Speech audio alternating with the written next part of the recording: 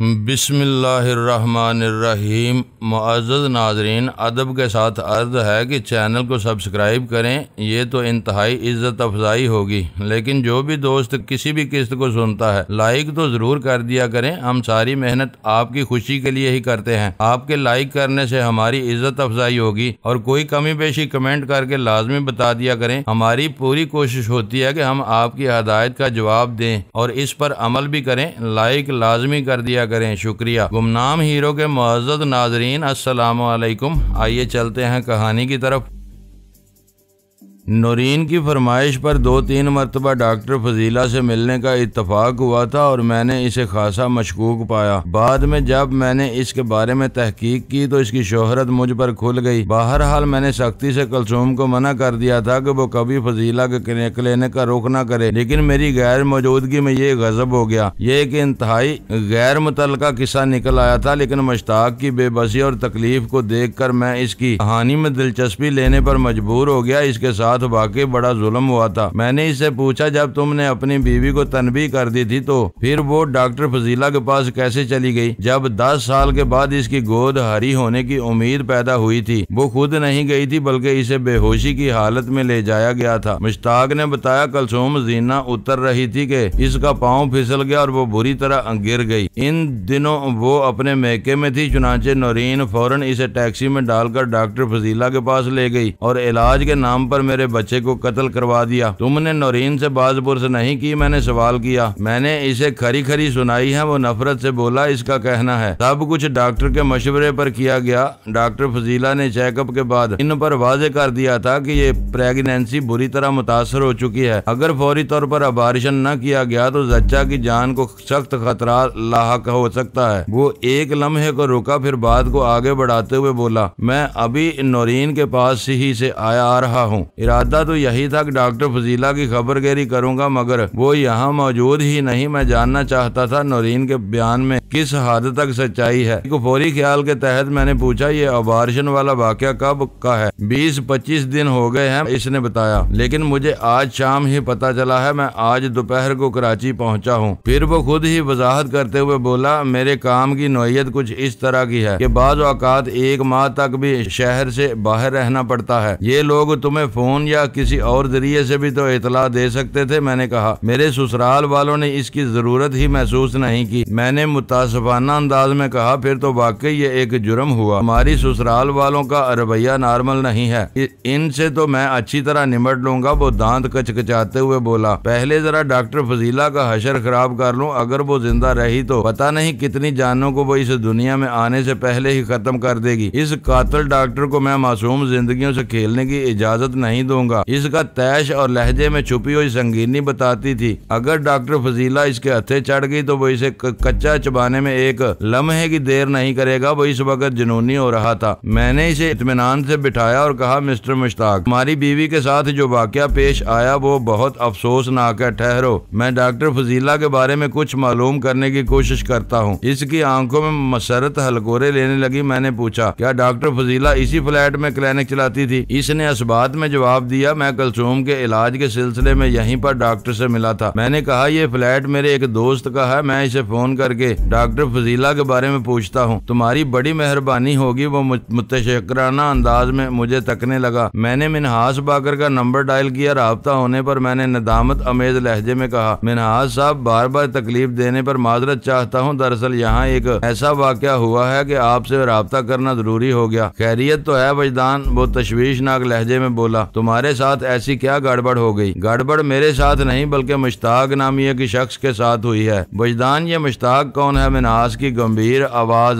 मेरी समात से टकराई। इसके सवाल के जवाब में मैंने मुख्तसरन इसे हालात से आगाह किया। पूरी बात सुनने के बाद इसने कहा, हाँ वजदान, मैंने भी इस डॉक्टर के हवाले से काफी काबिल एतराज किस्से सुने थे, इसीलिए मैंने इससे फ्लैट खाली करवा लिया था। ये 2 हफ्ते पहले की बात है। मैंने चंद रोज कबल क्लिनिक की सेटिंग खत्म करके इस फ्लैट को दोबारा रिहाई तमाशाई अंदाज दिया है। मैंने कहा, मिनहाज साहब, अगर डॉक्टर फजीला ऐसी ही बदनाम जमाना थी तो फिर मुश्ताक हैदर की तरह और लोग भी इसे पूछते हुए यहाँ दस्तक दे सकते हैं। हो सकता है और भी बहुत से लोगों को डॉक्टर से शिकायत हो। मेरा ख्याल है ऐसा कुछ नहीं होगा। वो अपनी बारी और संजीदा आवाज में बोला, मैंने डॉक्टर से फ्लैट खाली करवाने के बाद दरवाजे पर एक नोटिस चस्पा करवा दिया था। अब ये किस्सा पुराना हो चुका। जिनको डॉक्टर के पीछे आना था वो मायूस होकर जा चुके होंगे। मैंने इस नोटिस में वजाहत कर दी थी कि इस वक्त डॉक्टर के साथ फ्लैट के मालिक का किसी किस्म का कोई तल्लक वास्ता नहीं, लिहाजा इसकी तलाश करने वाले यहाँ दस्तक देने की कोशिश न करें। वो एक लम्हे को मुतवक्किफ हुआ, फिर बात जारी रखते हुए बोला, शायद मुश्ताक नामी अहमक शख्स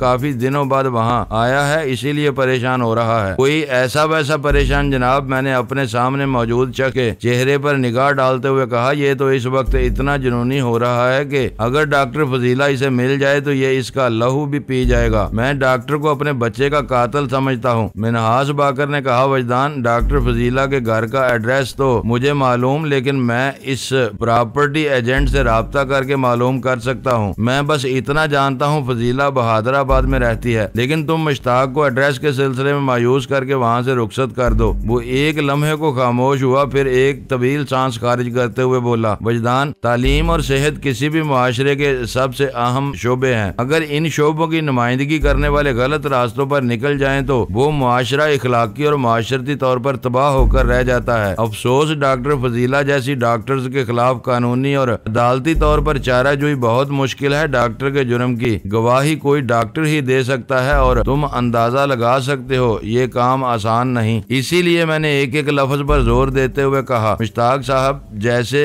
मुतासरा अफराद को जब इंसाफ के लिए कानूनी तावन और मदद नहीं मिलती तो वो गन उठाकर अपना गुबार निकालने चल पड़ते हैं। मिनहास ने कहा, मैं भी इसीलिए तुमसे कह रहा हूँ कि तुम इसे बहला फुसला कर वहाँ से रुखसत कर दो। अगर ये डॉक्टर फजीला तक पहुँचने में कामयाब हो गया तो ये इसके खून में हाथ रंग लेगा। इसके बाद क्या होगा? इसने एक लम्हा तवक्कुफ किया, फिर बोला, ये सीधा सीधा कत्ल के केस में जेल चला जाएगा। इसकी बीवी को जिंदा रहने के लिए पता नहीं क्या क्या जतन करना पड़ेंगे, किसी अपने किसी पराये के आगे हाथ फैलाना पड़ेंगे। जिंदगी बड़ी दर्दनाक है वजदान। मैं कुली तौर पर मिनहास बाकर से इत्तफाक नहीं कर सकता था, लेकिन मुश्ताक की मौजूदगी में बात को बढ़ाना भी ठीक नहीं था, लिहाजा मैंने टेलीफोनिक गुफ्तगू को इन अल्फाज पर एक खत्म कर दिया, मिनहास साहब, मैं अपने जाती मामलात के सिलसिले में थोड़ी देर बाद आपको फोन करता हूँ, अल्लाह हाफिज। रिसीवर क्रैडल करने के बाद मैं मुश्ताक हैदर की तरफ मतवज्जो हो गया। हमारी गुफ्तगू को इसने पूरी तवज्जो से सुना था और पेशतर बातें इसकी समझ में आ गई थी। मैंने बड़ी तफसील में इसे सूरत हाल से आगाह किया और तसल्ली तशफ़ी के अलावा इजहार अफसोस के साथ इसे फ्लैट से रुखसत कर दिया। जाने से पहले इसने मुल्तिजाना लहजे में कहा, जनाब आप खासे भले आदमी मालूम होते हैं। मैंने आधी रात को यहाँ आकर आपको बहुत परेशान किया, मैं इसके लिए बहुत शर्मिंदा हूँ, आप मुझे माफ कर दें। मैंने तुम्हें माफ कर दिया, मैंने फराख दिली से कहा। फिर पूछा, तुम कहाँ रहते हो? इसने जवाब दिया, महमूद आबाद में। तुम मुझे अपना मुकम्मल पता नोट करवा दो। मैंने कहा, अगर कभी मुझे डॉक्टर फजीला के बारे में कुछ भी मालूम हुआ तो मैं तुम्हें इतला कर दूंगा। इसकी आंखों में उम्मीद की किरण चमकी, जिसने इसके चेहरे पर सच्ची खुशी बुखेर दी। बड़ी सूरत से इस बात में सर हिलाते हुए इसने मुझे अपने घर का पता और टेलीफोन नंबर नोट करवा दिया। फिर मुतशक्राना लहजे में बोला, मैं एक मर्तबा फिर अपने रवैये और अमल के लिए माजरत ख्वाह हूँ। मैंने इसका शाना थपथपाया। अपने जज्बात को कंट्रोल में रखो मुश्ताक, ऐश और गुस्से से मसाइल हल नहीं हुआ करते। समझदारी से काम लो और अपने मुस्तकबिल को बेहतर से बेहतर बनाने की कोशिश करो। अपनी बीवी का बहुत ख्याल रखो, इस वक्त इसे तुम्हारी बहुत जरूरत है। इसकी आंखों में नमी उतर आई, इस नमी में ममनूनियत का समंदर मौजूद था। मैंने मजीद कहा, क्या तुम्हारी बीवी को ये बात मालूम है तुम रिवाल्वर उठाए डॉक्टर फजीला को तलाश करते फिर रहे हो? नहीं, मैंने इसे इस बारे में इसे कुछ नहीं बताया और बताना भी नहीं। मैंने ताकीद की, इसने इस बात में गर्दन ला दी। मुश्ताक हैदर के जाने के बाद मैंने मिनहास बाकर को दोबारा फोन किया। हाँ मिनहास साहब, मैंने राब्ता होने पर कहा, मुश्ताक की मौजूदगी में हसास मौज़ूआत पर बात नहीं हो सकती थी। मैंने चौधरी नवाजिश को एक ओपन वार्निंग दे दी है। मैं समझ गया था वो मुश्ताक की मौजूदगी के हवाले से बोला। फिर पूछा, चौधरी नवाजिश से क्या डायलॉग हुए? मैंने इसे चौधरी से होने वाली गुफ्तगू से आगाह करते हुए कहा, अगर अब देखना यह है कि वो कितना बाइख्तियार और समझदार चौधरी है। अपनी ताकत और इख्तियार के जोम में वो मेरी वार्निंग को कोई अहमियत देता है या नहीं, इससे इसकी समझदारी और सूझबूझ का भी पता चल जाएगा। बेटे का रिश्ता बहुत अहम होता है मिन्हाज साहब, रिश्ता बेटे का हो या बेटी का, इससे कोई फर्क नहीं पड़ता। मिन्हाज ने गंभीर आवाज में कहा, औलाद का गम और खुशी दुनिया के हर गम और खुशी से मुख्तलिफ और निराले होते हैं। मुझे यकीन है वो फैसल के सिलसिले में घुटने टेक देगा। तुम्हारी वार्निंग बेलचक और खासी संगीन है। समझदारी और हालात की नजाकत तो इसी तरफ इशारा कर रही है। मैंने कहा, आने वाला वक्त ही बताएगा चौधरी इस बाजी को किस अंदाज में खेलता है। अगर इसे अपने चहेते की जिंदगी अजीज है तो फिर साहिल को मेरे हवाले करना होगा। शुएब गौरी किसी भी सूरत चौधरी नवाजिश से ज्यादा ताकतवर और बारसूख शख्स नहीं। मैंने चौधरी को पाकिस्तान और पाकिस्तान से बाहर कई महाजों पर परखा और बरता है। अगर चौधरी शुएब से साहिल की वापसी की फरमाइश करेगा तो मुझे यकीन है शुएब इसे इनकार नहीं करेगा। मिन्हाज बाकर की सोच में डूबी हुई आवाज मेरी समात तक पहुंची। बज़ाहिर तो ऐसा ही नजर आता है, और दरपर्दा क्या हो सकता है? मैंने पूछा। हम सिर्फ इम्कान की बात कर सकते हैं, मिन्हाज ने कहा। बिलफर्ज चौधरी तुम्हारी बात मानने के लिए तैयार हो जाता है, या यूं कह लो मजबूर हो जाता है, लेकिन कल शाम से पहले का वक्त वो हाथ पर हाथ रखकर बैठे नहीं गुजारेगा। वो हर मुमकिन कोशिश करेगा किसी तरह फैसल का सुराग मिल जाए ताकि तुमसे डील की नौबत ही ना आए। तुम मेरी बात समझ रहे हो ना? मैंने कहा, बड़ी वजाहत से समझ रहा हूँ जनाब। जिस तरह चौधरी अपने बेटे तक पहुँचने के लिए अपने कराची नेटवर्क और शुएब गौरी की CFK को इस्तेमाल में ला रहा होगा, दूसरी तरफ बिल्कुल इसी तरह हम भी साहिल को खोजने की सही में लगे हुए हैं। कामयाबी जिसका मुकद्दर होगी वो पहले अपने मतलूबा बंदे तक पहुंच जाएगा। CFK बहुत ही मुनज़्ज़म और फ़आल तंजीम है। शुएब ने लाहौर में मेरी क़यामगाह का सुराग लगा लिया था और फरीद पाशा की कोठी में फोन पर हमारी बात भी हुई थी। शुएब बहुत जालिम और सफाक शख्स है। साउथ वाले मिशन में शामिल हमारा एक बंदा अमजद इसके हत्थे चढ़ गया था। इसने अमजद की जुबान खुलवाने के बाद इसे ठिकाने लगवा दिया। इस तरह शुएब पर यह हकीकत खुल गई कि कराची में आप और लाहौर में मैं, फरीद पाशा मेरी पुश्त पनाही कर रहे हैं। आपने इस फ्लैट के बारे में तो मुझे मुतमिन कर दिया कि शुएब का इस तरफ ध्यान नहीं जा सकता। बहरहाल शहजाद को बहुत मोहतात रहना चाहिए, खास तौर पर इस फ्लैट की तरफ आते जाते हुए बेहद चौकन्ना रहना होगा। और आप तो खासे मारूफ आदमी हैं। शुएब गौरी बराह रास्त या छुप कर आप पर वार करने की कोशिश करेगा। हमें अपनी हिफाजत की तरफ से हर वक्त बहुत अलर्ट रहने की जरूरत है। मिन्हाज बाकर ने कहा, फैसल एक रसाई से पहले वो किसी पर भी कोई ओछा वार कर सकते हैं। खुली जंग में सब कुछ मुमकिन है। ये बात मेरे जहन में है, मैंने मजबूत लहजे में कहा। मैं अपने दुश्मन की तरफ से गाफिल नहीं रहता। एक लम्हे के तवक्कुफ से मैंने इस्तफसार किया, मेरे काम का क्या हुआ जनाब? वो एक गहरी सांस खारिज करने के बाद बोला, तुम्हारा काम हो गया है। मैंने 2 तजर्बाकार और मुस्तैद मुसल्लह अफराद को हुंडई में इस बंगले की तरफ रवाना कर दिया है जहाँ फैसल को रखा गया है। वो दोनों मेरे भरोसे के आदमी हैं। वो जैसे ही वहाँ पहुँचेंगे शहजाद येलो कैब लेकर तुम्हारी जानब रवाना हो जाएगा। वैसे तुम्हारा क्या प्रोग्राम है? फाइनल प्रोग्राम तो शहजाद के आने के बाद ही बनेगा। मैंने कहा, लेकिन एक बात तय है कि सुबह होने से पहले फवाद का छापा छापना जरूरी है, लेकिन मुमकिन है इसकी जुबान खुल जाने के बाद शुएब के बारे में ताज़ा तरीन मालूमात हासिल हो सके। इस मौका को जाया करना अक्लमंदी नहीं होगी। फवाद CFK में कोई ऊंची हैसियत नहीं रखता, मिन्हाज बाकर ने मुरब्बियाना लहजे में कहा। इस किस्म के कारकुन अपने बास या बिग बॉस के मामूलात या जाती जिंदगी के बारे में सिफर के बराबर मालूमात रखते हैं। मैं साहिल के सुराग के सिलसिले में फवाद की तरफ से ज्यादा पुर उम्मीद नहीं हूँ। मैंने ठोस लहजे में कहा, फवाद और जहांगीर एक ही रुतबे और हैसियत के मालिक है। जहांगीर से मैंने निहायत ही अहम राज उगलवा लिए थे। मेरा ख्याल है फवाद का सीना भी खाली नहीं मिलेगा। बाज़ औक़ात इस किस्म के मामूली कारिंदे बहुत कारआमद साबित होते हैं। मैं तुम्हारी बात से इख्तिलाफ नहीं करूंगा वजदान, इसने ठहरे हुए अंदाज में कहा। मैं जो महसूस कर रहा हूँ वो मैंने बयान कर दिया। मैंने कहा, मैं फवाद को निचोड़ने के बाद किसी और तरफ का रुख करूंगा। हो सकता है वो जहांगीर से मुतल्लक ही कोई सनसनीखेज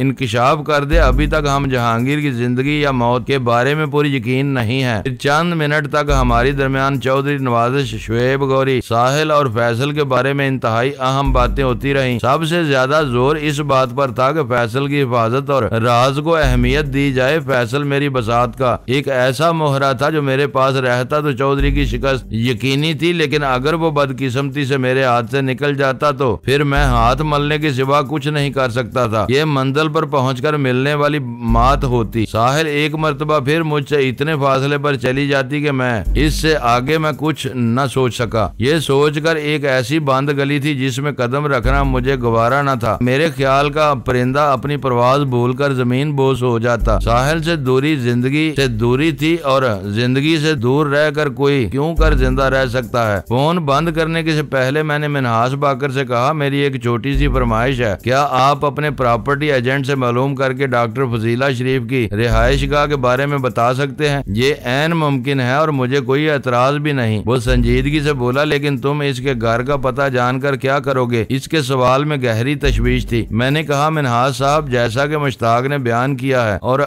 आप भी इसकी तस्दीक कर रहे हैं कि डॉक्टर फजीला गैर नसाबी सरगर्मियों में मसरूफ थी। अगर इसकी इन मुजरमाना हरकतों की तस्दीक बाज़ाब्ता तौर पर हो जाती तो इसको थोड़ी बहुत सजा मिलना चाहिए ना। इंसानी जिंदगी से खेलना कोई मुस्तहसन खेल तो नहीं। ओह, इसकी फिक्र अमेज आवाज मेरी समाज से टकराई। कहीं तुम डॉक्टर को कोई इबरतनाक सजा तो नहीं देना चाहते? इबरतनाक नहीं, सबक आमोज, मैंने मोहतात अल्फाज का इस्तेमाल करते हुए कहा। वो भी कोई फौरी तौर पर नहीं, अभी तो मैं अपने इंतहाई जरूरी मसाइल में उलझा हुआ हूँ। जरा फुर्सत मिल जाए फिर मैं इस मुजरम डॉक्टर को देखूंगा। एक लम्हे के तवक्कुफ के बाद मैंने गंभीर आवाज में कहा, मिनहास साहब, मुश्ताक की बीवी 10 साल बाद उम्मीद से हुई थी और ये इनका पहला बच्चा था। जरा सोचें, इस उम्मीद के पैदा हो जाने के बाद इन्होंने कितने हसीन सपने बुने होंगे। अपने आने वाले बच्चे के बारे में क्या क्या प्लानिंग की होगी। औलाद की महरूमी का दुख कोई लावलद ही महसूस कर सकता है। मैंने मुश्ताक की आंखों में धुएं का गुबार देखा है, ऐसा कड़वा और कसैला धुआं जो हजारों रोशन दीपों यकबार की बुझने से उठता है। डॉक्टर फजीला की नाम निहाद मसीहाई ने एक जहर आलूद फोंक मारकर इनकी रोशन जिंदगी को तारीकी के अमीक गार में फेंक दिया है। ये तो कोई बात ना हुई। हाँ, वाकई ये कोई बात ना हुई। वो ताइदी मगर खुश्क लहजे में बोला, मगर इसे सरासर ज्यादती कहना चाहिए और वजदान। अचानक इसका अंदाज नासहाना हो गया। तुम्हें इस मुल्क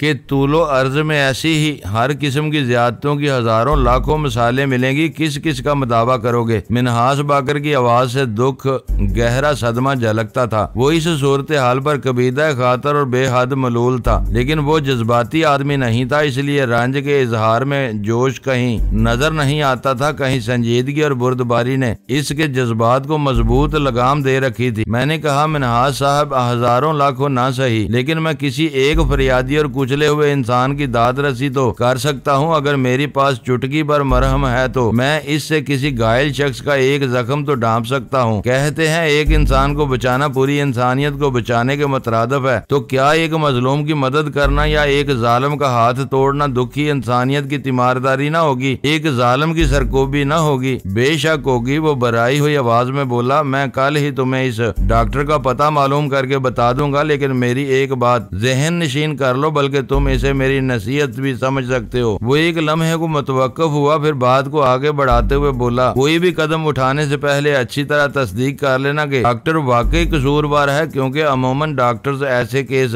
मरीज या मरीज के लवाहकीन के इमा पर करते हैं। आप इस सिलसिले में इत्मीनान रखें। मैंने तसल्ली अमेज लहजे में कहा, मैं मुतमिन होने के बाद ही कोई कार्रवाई करूंगा, और वो भी कोई जरूरी नहीं कि मैं इसी वक्त निकल खड़ा हूँ। साहिल का मामला सबसे ज्यादा अहम है। मैं इसे पसे पुश्त डालकर किसी और सरगर्मी में मुलव्वस नहीं हो सकता। वैसे आप एक बात तो बताएं। हाँ, पूछो, मिनहास ने संजीदा लहजे में कहा। मैंने पूछा, आप एक अखबार के एडिटर और पब्लिशर हैं, आप इस आर्गन के तवसत से इन माशरती नाहमवारियों की निशानदही क्यों नहीं करते? मेरा ख्याल है अगर ऐसे जुराइम पेशा मुअज़्ज़ज़ अफराद की नकाब कशाई की जाए तो इसके बहुत से मस्बत नताइज बरामद होंगे। इस नौइयत के मज़ामीन और फीचर्स मेरे अखबारात में, बल्कि कमोबेश हर अखबार में शाया होते रहते हैं। इसके लहजे में संगीनी बरकरार रही। मैं इस फरीजे से गाफिल नहीं हूँ। आपने इस फर्ज की अदाई के असरात भी देखे होंगे। कुछ ज्यादा हौसला अफजा नहीं। वो मायूसी से बोला, भाई अखबारात में ऐसे मज़ामीन पढ़कर लोगों का शऊर तो बढ़ता है होगा। मैंने कहा, अवाम इनसे सबक सीखते होंगे। आपकी ये कोशिश इस्लाह मुआशरा के लिए खासी सनसनीखेज साबित होती होगी, और आप बड़ा हौसला शिकन अंदाज में कह रहे हैं कि वो कथा कलामी करते हुए बोला, वजदान, बात दरअसल ये है कि हमारा कौम का मजमूई मिजाज बड़ा अफसोसनाक बनकर रह गया है। इस कौम में हम सब शामिल हैं, और मैं अक्सरियत की बात कर रहा हूँ। हम सिर्फ डंडे की जुबान समझते हैं या फिर मुसीबत की घड़ी को याद करते हैं, वरना अपनी इस्लाह और बेहतरी के लिए क्या कुछ नहीं कर सकते। कौन सी तरकीब और तदबीर ऐसी है जो हमारे पास लिखी हुई मौजूद न हो, मगर अमल करने से हमारी जान जाती है? वरना हमारे दरमियान तो एक ऐसा नुस्खा कीमिया मौजूद है जो मुकम्मल ज़ाब्ता हयात है। ये मुकद्दस किताब हर घर में पाई जाती है, लेकिन ऐसे घर कितने होंगे जहाँ ये बाकायदगी से खुलती भी होगी। और इन लोगों को शुमार करना ही आसान काम है जो इसकी फराहम करदा तालीमात को समझते होंगे और फिर इसके मुताबिक अपनी जिंदगी को भी डालते होंगे। मिनहास बाकर एक तल्ख सच्चाई बयान कर रहा था जिससे इनकार मुमकिन नहीं। कोई मुनाफिक ही इस इनकार की जुर्रत कर सकता है। ये आसमानी किताब एक कामल राह निजात है। अगर इसे सोच समझ कर पढ़ा जाए और फिर खुलूस से इस अमल भी किया जाए। पूरी दुनिया में इस वक्त मुसलमानों पर बड़ा कड़ा वक्त है और इन्हें नित नए तरीकों से जलीलो ख्वार किया जा रहा है, क्योंकि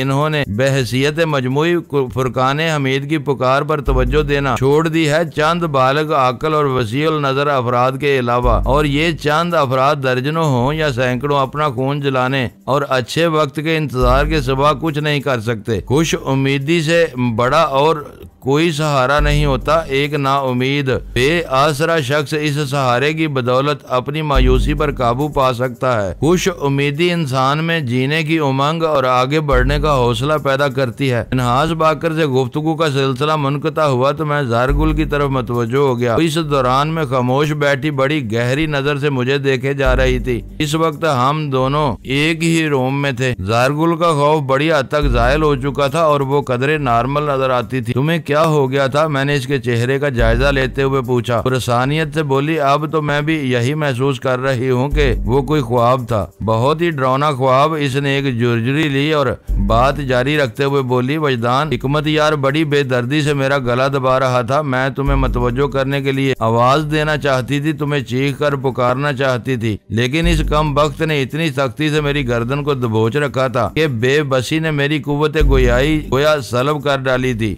अब ऐसा तो ना कहो ज़ारगुल, मैंने इसका रहा सहा खौफ दूर करने की गरज से कहा। मैं तुम्हारी वहशतनाक चीख सुनकर ही तो इधर लपका था और तुम कह रही हो। इसे फौरन अंदाजा हो गया कि मैं इससे हल्की फुल्की छेड़छाड़ करने के मूड में हूँ। हाथ काटते हुए बोली, शायद तुम्हें मेरी बात का यकीन नहीं आया इसलिए मजाक की सूझ रही है। ज़ारगुल एक तालीम याफ्ता पश्तून दोशीज़ा थी और इसके अंदाज गुफ्तगू से झलकता था वो पढ़ी लिखी है। वो सही तलफ़्फ़ुज़ और लबो लहजे के साथ उर्दू बोलती थी जो एक हैरत अंगेज बात भी थी। मैंने संजीदगी से कहा, ज़ारगुल, मैं तुमसे किसी किस्म का मजाक नहीं कर रहा हूँ। वाकई मैं तुम्हारी चीख सुनकर बौखला गया था। लगता है अपने चाचा को तुमने कुछ ज्यादा ही जहन पर सवार कर लिया है। हिकमत यार कोई इंसान नहीं बल्कि एक आसेब है, वो गंभीर आवाज में बोली। इसने पिछले दिनों जिस शैतानी अंदाज में मेरी जिंदगी का ताकब किया और ये ताकब अभी खत्म नहीं हुआ, इसको देखते हुए क्या कहा जा सकता है हिकमत यार, जब तक मेरी जान नहीं ले लेगा इसे सुकून नहीं आएगा। बात के इख्तिताम पर इसने एक मर्तबा फिर जुर्जरी ली। क्या वो पहले भी तुम्हारे ख्वाब में आता रहा है? मैंने इसके खामोश होने पर मैंने पूछा। वो नफी में गर्दन हिलाते हुए बोली, नहीं वजदान, ऐसा आज पहली मर्तबा हुआ। मैं अपने ख्यालों में हिमा वक्त इससे खौफजदा तो रहती हूँ, लेकिन ऐसा वाकया पहले कभी पेश नहीं आया। मेरा ख्याल है ये कोई अच्छी इलामत नहीं। तुम्हारे ख्याल की तायद करना जरूरी समझता हूँ, मैंने गहरी संजीदगी से कहा। मैं महसूस कर रहा हूँ हिकमत यार की दहशत तुम्हारे असाब को बुरी तरह मुतासर कर रही है। वो तुम्हारे शऊर से आगे बढ़कर लाशऊर पर भी हावी होने लगा है। तुम्हारा दिन का सुकून तो बर्बाद था ही। अगर यही रात सूरत हाल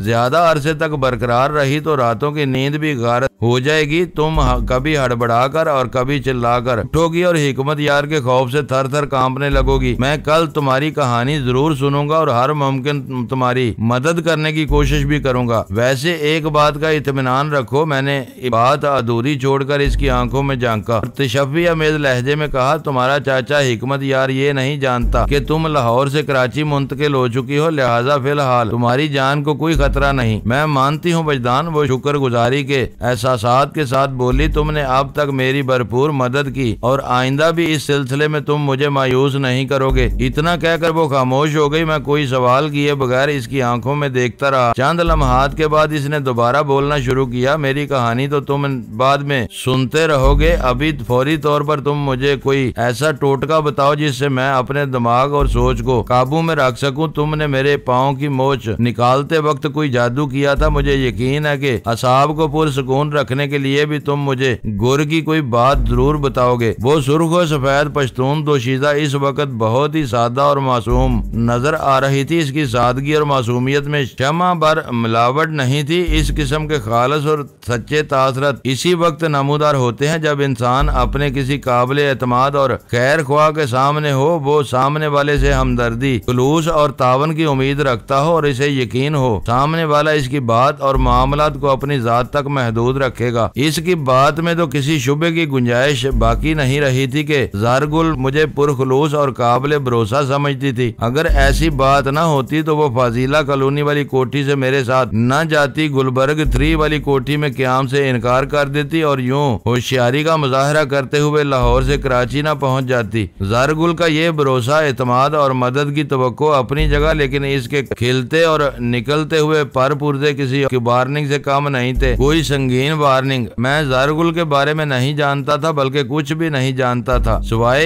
इसके के चाचा हिकमत यार और इनकी दुश्मनी के। इसकी दास्ताने हयात सुनने के बाद ही इसके बारे में कोई फैसला या लाह अमल तय किया जा सकता था। मैं इसकी कितनी और कैसी मदद कर सकता हूँ, इस सिलसिले में फिलहाल कुछ नहीं कहा जा सकता था। अपनी जानब सवालिया नजर से इसे देखते पाकर मैंने शरारत अमेज लहजे में कहा, ज़ारगुल तुम्हारा यकीन बजा, मैं इस सिलसिले में टिप दे सकता हूँ, लेकिन मुसीबत यह है कि जिसे भी कोई गुरु की बात बताओ वो गुरु समझने लगता है, और मुझे गुरु बनने का शौक है ना ही चेले चेलियां पालने की फुर्सत। मैं ऐसा नहीं समझूंगी। वो खफीफ सा मुस्कुराकर बोली, वैसे भी गुरु तो बहुत ही उम्र रसीदा और कमर खमीदा शख्स को कहा जाता है, जबकि तुम तो माशाल्लाह अभी भरपूर जवान हो। आखिरी अल्फाज अदा करते हुए इसकी तेज निगाह सरतापा मेरे वजूद में बहुत गहराई तक रसाई हासिल करने की कोशिश करने लगी तो मुझे कुछ बेचैनी सी महसूस हुई। मैंने पहलू बदलते हुए जल्दी से कहा, ज़ारगुल गुरु या चेले का उम्र से कोई तल्लक नहीं होता। मैंने ऐसे गुरु भी देखे हैं जिनके चेले उम्र में इनसे दुगना और 3 गुना थे। मैंने महज इसकी तवज्जो हटाने के लिए बात बराए बात वो डायलॉग बोला था। वो गहरी दिलचस्पी से मेरे चेहरे का जायजा लेते हुए बोली, वजदान तुमने बहुत कुछ देख रखा है। पिछले चंद दिनों के तजर्बे के बाद मैं इसी नतीजे पर पहुंची हूँ। अल्लाह ने ये 2 आंखें देखने के लिए ही दी हैं। मैंने उंगली की मदद से पहले अपनी और फिर इसकी आंखों की तरफ इशारा किया। अगर इंसान इनका भरपूर इस्तेमाल करे तो दुनिया नजारों की कमी नहीं। तुम बिल्कुल ठीक कह रहे हो, वो बदस्तूर तकते हुए बोली। ये अलग बात है कि इन मनाजर में बाज खुशगवार और बाज बहुत ही तलख और तकलीफ दे होते हैं। मैंने इस बात में जवाब दिया, ये तो है जिंदगी, इसी का नाम है। ये शर और खैर के मुख्तलिफ अनासर से तरतीब पाती है। तुर्श और शीरी का मिलाप ही किसी शय का वजूद कायम रखता है। जैसे बरकी रो की तरसील को बरकरार रखने के लिए मस्बत और मनफी पोल्स की जरूरत होती है, बिल्कुल इसी तरह इंसानी जिंदगी भी खुशगवार और नाखुशगवार यादों का सरमाया है। और ये खुशगवार नाखुशगवार यादें तलख और शेरी मनाजर की रहीने मिन्नत होती हैं। ज़ारगुल ने पुरसोच अंदाज में कहा, इंसान की आंखें अगर मुतअद्दिद खूंचकार नजारों के बाद सिर्फ एक दिल खुशकुन मंजर देख लें तो माजी गुजरे हुए वक्त की सारी कुल्फत और कदूरत दूर हो जाती है। तुम बिल्कुल ठीक कह रही हो, मैंने ताइदी अंदाज में कहा। तस्वीर का दूसरा रुख भी कुछ ऐसा ही है। लगातार और मुसलसल खुशियों के बाद अगर अचानक इंसान किसी गहरे सदमे से दो चार हो जाए तो अगली पिछली सारी मुसर्रतें खाक में मिलकर रह जाती हैं और वो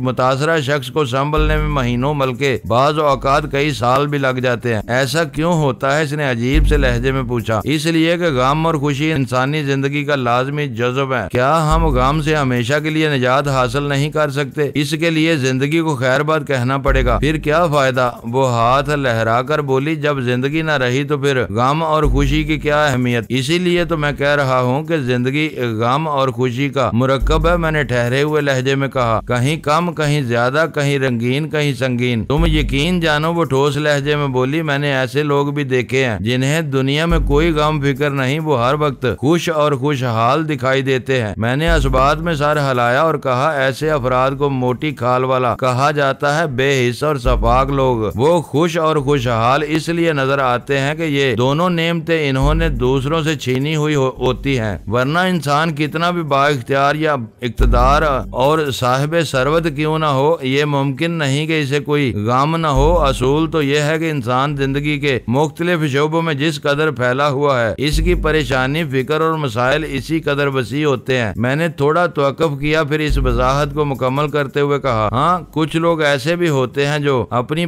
परेशानियों और गमों का डंडोरा नहीं पीटते और मुतमिन दिखाई देने की कोशिश करते हैं। ये बहुत बाकमाल, आला ज़रफ़ और काबिल सताइश लोग हैं। इनकी एक खास पहचान है, ये हर हाल में आपको खुश तो नजर पाएंगे, मगर किसी भी हाल में आप इन्हें खुशहाल नहीं देखेंगे। तुम समझ रही हो ना खुशहाली से मेरी क्या मुराद है। इसने इस बात में सर हिला दिया और एक गहरी तवील सांस लेते हुए बोली, वजदान तुम मुझे कोई गुर बताने वाले थे। हाँ गुर। मैंने मखसूस अंदाज में गर्दन को जंबश दी और कहा, मैं तुम्हें एक नहायत ही मुख्तसर और आसान सी मशक बताता हूँ। ज्यादा से ज्यादा 5 मिनट में इसे मुकम्मल किया जा सकता है और इसके नतीजे में ज़हनी दबाव से निजात हासिल की जा सकती है। अगर इस नन्ही मुन्नी मशक को कुछ अरसे तक बाकायदगी से जारी रखा जाए तो न सिर्फ शिकस्ता असाब की मरहम पट्टी हो जाती है बल्कि ये काबू में भी आ जाते हैं। मैं इस मुफीद मशक को अपनी जिंदगी का हिस्सा बना लूंगी। वो जोश भरे लहजे में बोली। फिर इससे कबल के मैं ज़ारगुल को मज़कूरा मशक के बारे में कुछ बताता, टेलीफोन की घंटी बज उठी। दूसरी घंटी पर मैंने फोन रिसीव कर लिया। दूसरी तरफ शहजाद था। हेलो वजदान, मिनहाज साहब ने येलो कैब और 2 मुसल्लह सिक्योरिटी गार्ड यहाँ भेज दिए हैं। अब तुम्हारा क्या प्रोग्राम है? एक लम्हे के तवक्कुफ से इसने इजाफा किया। मैं तुम्हारे फोन का इंतजार कर रहा था। जब तुमने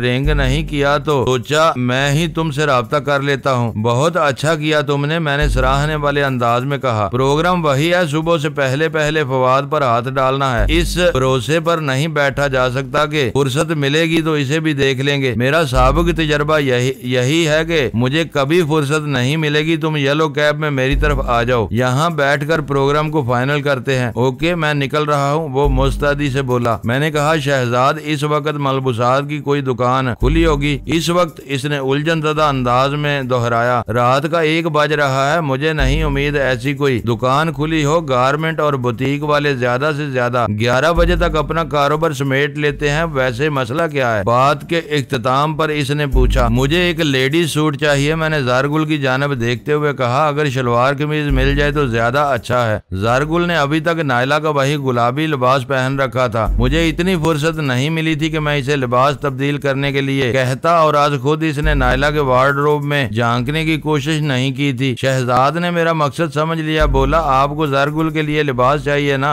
हाँ हाँ, इसी के लिए। मैंने जल्दी से कहा, तुमने इसे देखा है ना? इस नाब का एक लिबास फौरन मुहैया कर दो तो अच्छा रहेगा। कल मैं यहीं तारक रोड से इसकी मर्जी की शॉपिंग करवा दूंगा। शहजाद ने पूछा, लिबास नया होने की शर्त है या धुला हुआ? इस्तेमाल शुदा भी चलेगा? साफ सुथरा इस्तेमाल शुदा भी दौड़ेगा, मैंने हतमी लहजे में कहा। फिर मैंने अमजद मरहूम का हवाला देते हुए शहजाद को बेहद मोहतात रहने की ताकीद की। साउथ वाली कार्रवाई में शहजाद अली भी अमजद के साथ था, लेकिन खुशकिस्मती से शुएब के हथे नहीं चढ़ सका था। शहजाद से राब्ता खत्म हुआ तो ज़ारगुल ने तशवीश भरे लहजे में कहा, वजदान तुम्हारी बातों से पता चला है कि तुम फवाद को आज रात ही छापने का फैसला कर चुके हो। तुमने कहा था इस मिशन में मुझे भी अपने साथ रखोगे। हाँ कहा तो था। मैं इसकी तरफ देखते हुए गहरी सोच में भी डूबा हुआ था। हालात की बसात पर मेरा जहन मोहरों की प्लेसिंग कर रहा था। क्या तुम वाकई इस मिशन में अमलन हिस्सा लेना चाहती हो या फ्लैट पर अकेले रहने से डर रही हो? ये सवाल मैंने ऐसे ही पूछ लिया था, वरना मैंने इसे अपने साथ रखने का फैसला कर लिया था। फवाद मुझे और शहजाद को चेहरों से अच्छी तरह पहचानता था। इसको गुलशन वाले फ्लैट से बाहर लाने में ज़ारगुल बहुत मुआवन साबित हो सकती थी। ये बात तो तय थी कि हमने फवाद के साथ जो भी कार्रवाई करना थी वो इस अपार्टमेंट बिल्डिंग से बाहर कहीं करना थी। वो एक रिहायशी इमारत थी। अगर हम फवाद के फ्लैट पर कोई गैर निसाबी मजमून खोल बैठते तो एक मुसीबत खड़ी हो सकती थी। मैंने सवालिया नजरों से ज़ारगुल को देखा तो वो दयानतदारी का मुजाहरा करते हुए बोली,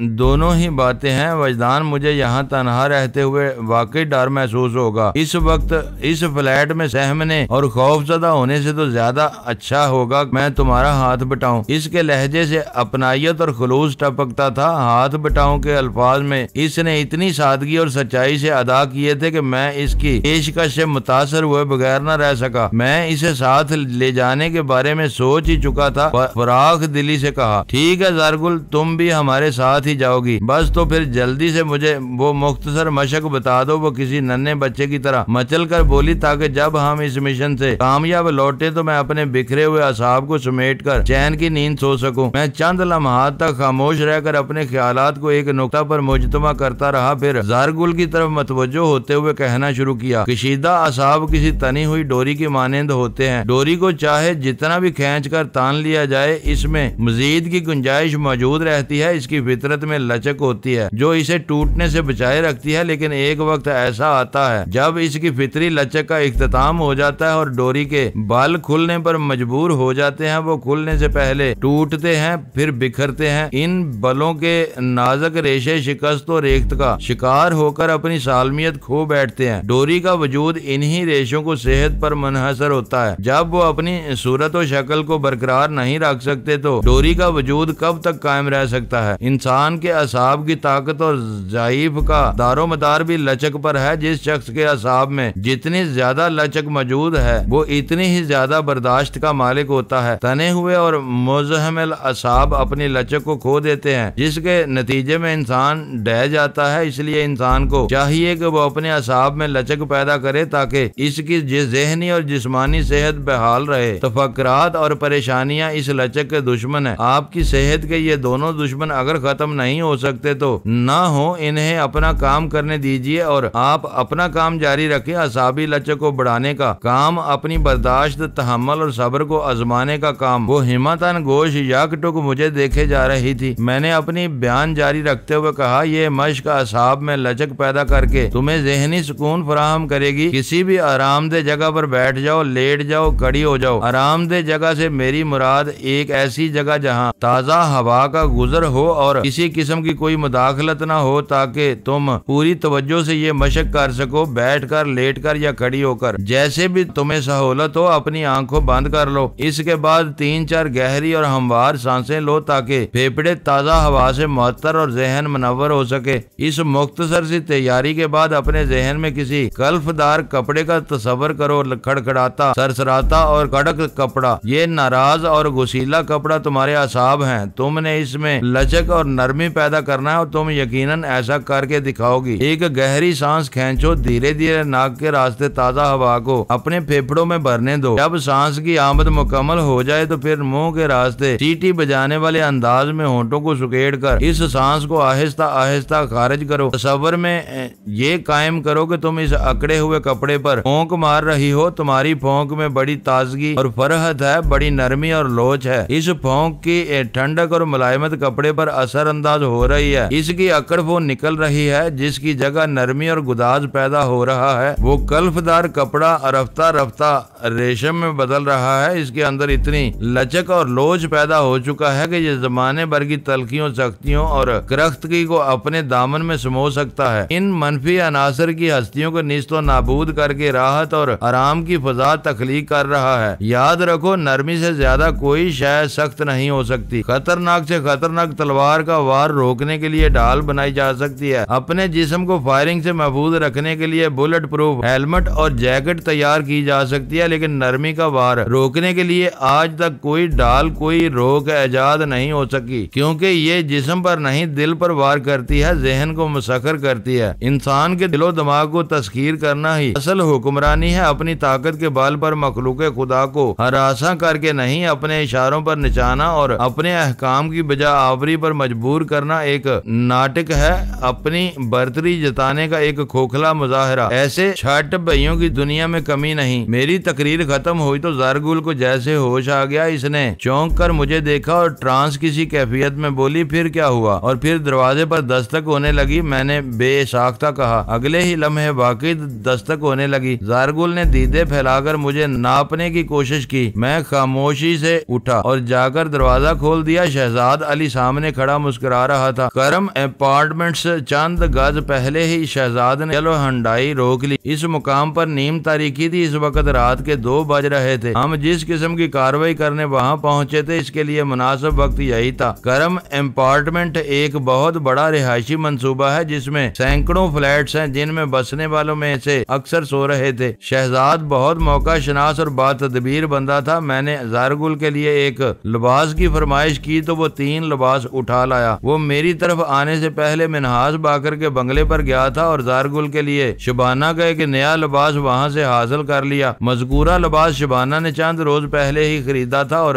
अभी इसके इस्तेमाल में नहीं आया था। शबाना और ज़रगुल की फजीक में कुछ ज्यादा फर्क नहीं था, इसलिए ज़रगुल के बदन पर वो लिबास बड़ा फिट बैठा था। दूसरे 2 लिबासों को देखकर मैं चौंक उठा था और मैंने हैरत भरे लहजे में शहजाद से पूछा था, ये वर्दियां तुम क्यों और कहां से लाए हो? वो 2 पुलिस यूनिफॉर्म्स थी। शहजाद ने मुस्कुराते हुए जवाब दिया, एक लॉन्ड्री वाले से मेरी अच्छी याद अल्लाह है। अक्सर पुलिस वालों की यूनिफॉर्म यूनिफॉर्म्स इसके पास धुलने के लिए आती हैं। मैंने इस वक्त इसे थोड़ी तकलीफ दी और वो मेरा मसला हल करने पर आमादा हो गया। हम अपना काम निकालने के बाद ये वर्दियां लॉन्ड्री वाले को लौटा देंगे, वो इन्हें दोबारा धोकर सेट कर देगा। वो एक लम्हे को मुतवक्किफ हुआ, फिर गहरी संजीदगी से बोला, वजदान, फवाद को करम अपार्टमेंट से बाहर लाने के लिए हमें पुलिस वालों का सवांग भरना होगा, वरना इस रिहायशी इलाके में कार्रवाई खासी मुश्किल हो जाएगी। तुम मेरी बात समझ रहे हो ना? मैंने पुरमानी अंदाज में सर हिलाते हुए कहा, लेकिन ये मुहज वर्दियां हैं, मखसूस किस्म के बेल्ट और बैजेस के बगैर कहीं वहाँ का चौकीदार किसी शक में मुब्तला न हो जाए। मेरा ख्याल है ऐसा कुछ नहीं होगा, वो यकीनी लहजे में बोला। इस शहर में पुलिस की वर्दी दहशत और खौफ की अलामत बन गई है। चौधरी फरोई मामलात पर तवज्जो नहीं देगा, फिर हमारे पास हथियार भी होंगे तो वो दम नहीं मार सकेगा। इस पर हम खालिस पुलिस वालों का सा अंदाज इख्तियार करेंगे तो उंगली टेढ़ी किए बगैर घी निकल आएगा। जरा रुक कर इसने कहा, तुम इस मिशन पर सीनियर और मैं जूनियर पुलिस वाला हूँ। मैं क्लाशनकोफ उठाऊंगा और तुम ये पिस्टल अपने पास रखोगे। बाकी का काम हम अपनी भरपूर अदाकारी से चला लेंगे। क्या आइडिया है? आइडिया अच्छा और काबिल अमल है। मैंने पूरी सोच अंदाज में अंदिया दे दिया। शहजाद 2 पुलिस यूनिफॉर्म्स के साथ असले के नाम पर एक क्लाशनकोफ और एक टीटी पिस्टल भी लाया था। आइंदा चंद मिनट में हमने लिबास तब्दील किए और कार्रवाई के लिए लाहे अमल तय कर लिया था। अब हम 2 पुलिस वालों के बेस में येलो होंडाई में अमली मैदान में कूदने के लिए तैयार बैठे थे। मैंने एहतियातन फ्लैट से रवाना होते वक्त अपने सिविल ड्रेस गाड़ी में रख लिया था। शायद ये मेरी छठी इसका कमाल था। मुझे यूं महसूस हो रहा था ये भी दीगर जरूरी लवाजमात का हिस्सा है और किसी भी वक्त इसकी जरूरत पेश आ सकती है। ज़ारगुल चाको चौबंद अकबी निशिस्त पर विराजमान थी। इसके चेहरे से दबा दबा जोश जाहिर हो रहा था। मैंने गर्दन घुमाकर इसे देखा और कहा, ज़ारगुल, हम अंदर जा रहे हैं, तुम गाड़ी में बैठकर हमारा इंतजार करो। ठीक है, मुझे उम्मीद है तुम लोग अंदर ज्यादा देर नहीं लगाओगे, वो मजबूत लहजे में बोली। शहजाद ने ज़ारगुल से पूछा, तुम्हें डर तो नहीं लगेगा? ज़ारगुल ने नफी में गर्दन हिलाने पर इत्तफाक किया। हम दोनों गाड़ी से बाहर आ गए। मैंने ज़ारगुल से कहा, तुम आगे पैसेंजर सीट पर आ जाओ ताकि वापसी के सफर को आसान बनाया जा सके। इसने मेरे हुक्म की तामील की। मैं मुतमिन होने के बाद शहजाद के साथ करम अपार्टमेंट्स की जानिब कदम उठाने लगा। मैंने पहले ही सोचा था कि फवाद से बाहर लाने के लिए ज़ारगुल का सहारा लूंगा। एक मर्तबा वो अहाते से निकल आता तो फिर हम इसके साथ हर सलूक के लिए तैयार थे, मगर शहजाद के आइडिया में ज्यादा जान थी, लिहाजा इसे आजमाने का फैसला किया गया। पुलिस वालों के रूप में हम फ्लैट के अंदर और बाहर फवाद के साथ हर किस्म का सलूक कर सकते थे। किसी भी शख्स को हमारे रवैये में पर हैरत या एतराज न होता। पुलिस के बारे में मुआशरे की अमूमी सोच इस वक्त मेरे लिए खासी आसानियां फराहम करने का वसीला बन गई थी। अवाम आए दिन पुलिस वालों के ऐसे कारनामे देखते रहते हैं।